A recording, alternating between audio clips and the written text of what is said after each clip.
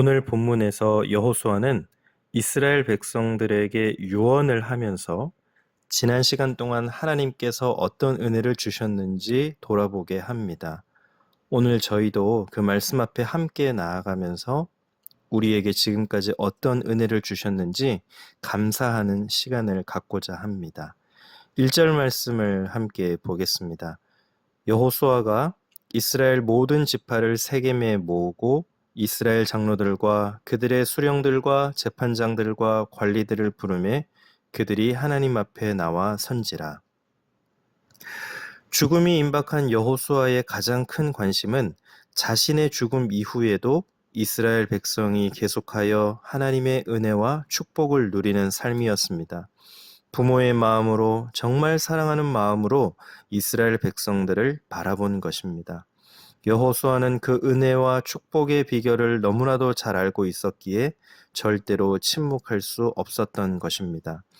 그래서 두 번째로 백성의 지도자들을 불러 모아놓고 사랑의 유언을 남기고 있는 것이죠. 특별히 그들을 세겜에 불러 모았다라고 기록하고 있습니다. 여러분, 세겜은 어떤 곳입니까? 아브라함이 첫 번째로 하나님께 제단을 쌓았던 장소가 바로 세겜 땅입니다. 또 이스라엘 백성이 가나안 땅에 들어와서 아이성 전투 승리 이후에 그리심산과 에발산 사이에 있었던 이 세겜에서 하나님의 축복과 저주의 말씀을 낭독했던 곳이기도 하죠. 지리적 장소 자체가 중요한 것은 아니지만 그렇다고 아주 무시할 수는 없습니다. 우리가 어떤 자리에 가면 하나님의 은혜를 소망합니다. 그러나 어떤 자리에 가면 죄를 짓기도 하죠. 여러분, 우리가 나가는 그 삶의 자리를 잘 살펴보아야 합니다. 오늘 저와 여러분이 걸어가야 될 자리, 여러분이 나가야 될 장소, 예배와 기도와 감사와 사랑이 흘러넘치는 자리로 가십시오. 내가 죄를 짓는 장소, 하나님을 멀리하는 장소, 거짓말하는 장소, 음란하게 되는 장소, 피하는 것이 하나님의 말씀 앞에 순종하는 길인 줄 믿습니다. 2절, 3절 말씀을 볼까요? 여호수아가 모든 백성에게 이르되 이스라엘의 하나님 여호와께서 이같이 말씀하시기를 옛적에 너희의 조상들 곧 아브라함의 아버지 나홀의 아버지 데라가 강 저쪽에 거주하여 다른 신들을 섬겼으나 내가 너희의 조상 아브라함을 강 저쪽에서 이끌어내어 가나안 온 땅에 두루 행하게 하고 그의 씨를 번성하게 하려고 그에게 이삭을 주었으며.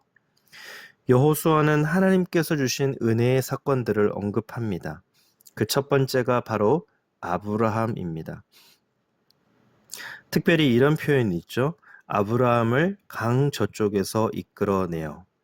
하나님께서 이끌어내셨다라고 말씀하고 있습니다. 이것은 하나님께서 주권적으로 잡으셨다라고 하는 표현이죠. 하나님께서 아주 특별하게 선택을 하신 것입니다. 이런 특별한 선택을 우리는 은혜라고 합니다. 아무런 자격이 없고 그럴 만한 가치가 없음에도 불구하고 하나님의 주권적인 은혜로 선택하여 부르신 것입니다. 특별한 하나님의 사랑에 붙잡힌 거죠.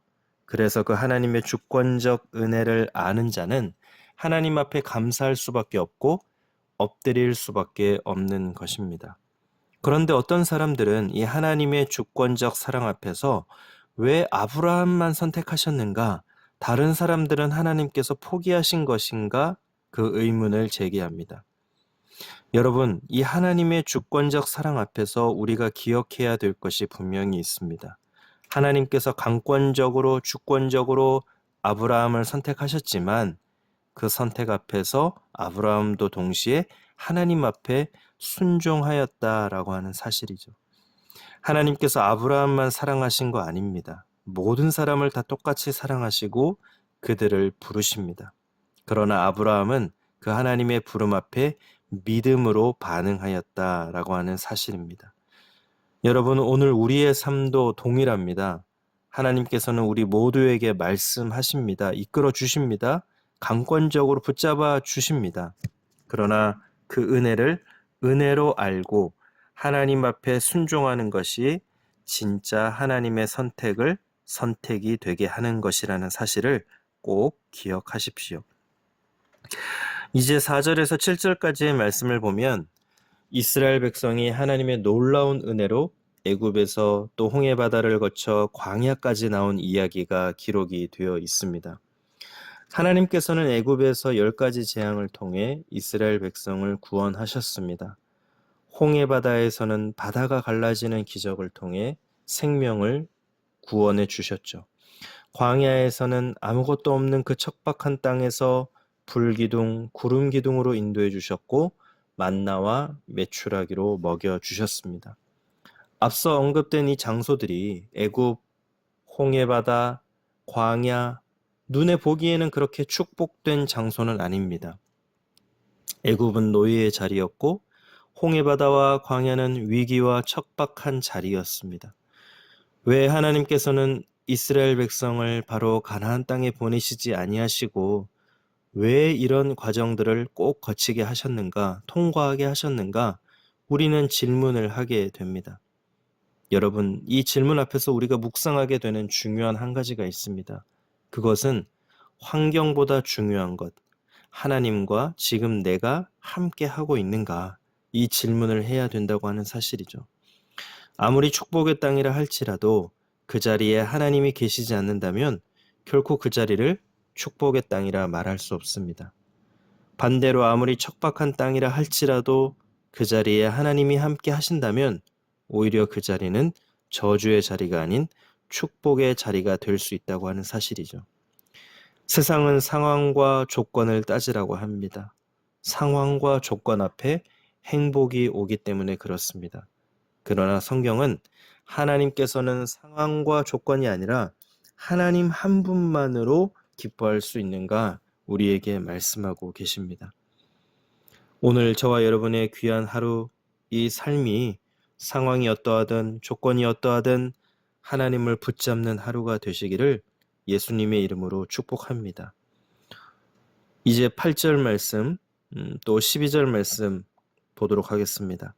내가 또 너희를 인도하여 요단 저쪽에 거주하는 아모리 족속의 땅으로 들어가게 하매 그들이 너희와 싸우기로 내가 그들을 너희 손에 넘겨주매 너희가 그 땅을 점령하였고 나는 그들을 너희 앞에서 멸절시켰으며 12절 내가 왕벌을 너희 앞에 보내어 그 아모리 족속의 두 왕을 너희 앞에서 쫓아내게 하였나니 너희의 칼이나 너희의 활로써 이같이 한 것이 아니며 8절과 12절 말씀에서 가나안 땅에서 가나안 족속을 이긴 사실이 언급되고 있습니다. 특별히 12절에 아모리 족속의 두 왕이 나옵니다. 바로 시혼과 옥 왕입니다. 아주 가나안 땅에서 강력한 세력이었습니다. 그러나 이스라엘 백성들은 이들을 이겼죠. 그 이유가 바로 12절에 기록이 되어 있는데 아주 독특한 표현이 있습니다. 하나님께서 왕벌을 보내주셨다라는 표현이 기록이 되어 있습니다.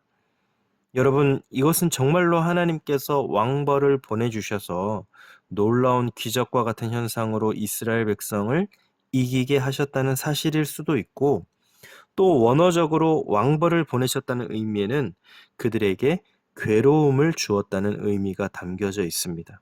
그러니까 이스라엘 백성이 칼과 활로 자기들의 능력으로 이긴 것이 아니라 하나님께서 함께 해주시고 은혜 주셔서 하나님으로 말미암아 승리하게 되었다라는 표현인 것입니다. 하나님께서 도와주셨기 때문에 승리가 은혜로 임한 것이죠. 저와 여러분도 마찬가지죠. 오늘 우리의 삶 가운데 영적인 상황, 사탄과의 싸움에서 우리는 어떻게 승리할 수 있습니까? 내가 가진 능력, 내가 가진 칼, 내가 가진 활로 대적하여 승리할 수 없습니다.